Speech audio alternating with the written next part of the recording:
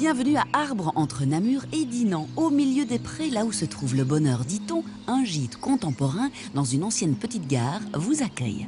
La Micheline porte bien son nom. D'emblée, c'est une histoire de train qui s'offre aux visiteurs.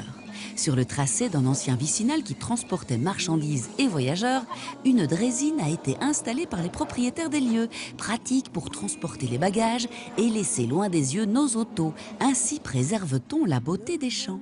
Et puis, de beauté, il est question aussi à l'intérieur. Grande cuisine ouverte sur le paysage, 3 belles chambres et salles de bain à la décoration raffinée. Et à l'étage, un superbe loft de 75 mètres carrés. Tout est millimétré, pensé avec l'exactitude des chemins de fer, la ponctualité du rail. Oui, enfin bref, on voit rapidement que la thématique est parfaitement exploitée. Le thème ici qui est récurrent, c'est le train. Donc la Micheline était une ancienne petite gare, donc on a vraiment cherché, mais il ne fallait pas non plus que ça soit trop évident. Donc on était plus vers des jouets anciens, bourses de collectionneurs. Tout est venu assez progressivement. Les noms sur les portes aussi, ça c'est notre fils Octave qui a eu l'idée du tchouf, tchouf, tchouf, tchouf. Donc toute la famille s'y est mise. Une famille d'artistes. Elle est peintre, lui est photographe d'architecture reconnu.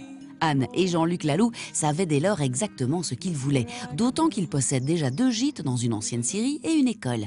Ils aiment les lieux à forte identité et tentent toujours de la conserver en n'ayant pas peur de montrer les strates du temps, comme dans ce béton ancien peu coûteux où se mêlent bois, tissus et déchets. On désirait garder le squelette du bâtiment, c'est-à-dire que c'était un bâtiment pauvre. C'était pas une maison de maître, c'était une maison très simple. Je voulais avoir des matériaux nobles, pas de mise en couleur, la pierre, le bois, le métal. Que le bâtiment vieillisse en beauté et ne se dégrade pas. Il faut qu'il prenne une patine et il faut qu'il vieillisse bien.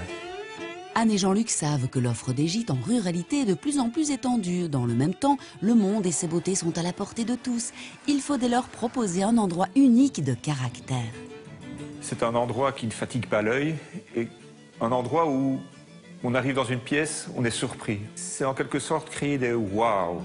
Anne, ancienne hôtesse de l'air, Jean-Luc qui parcourt le monde pour capturer les plus belles maisons, et pourtant c'est dans cette ancienne gare qu'ils aiment se poser.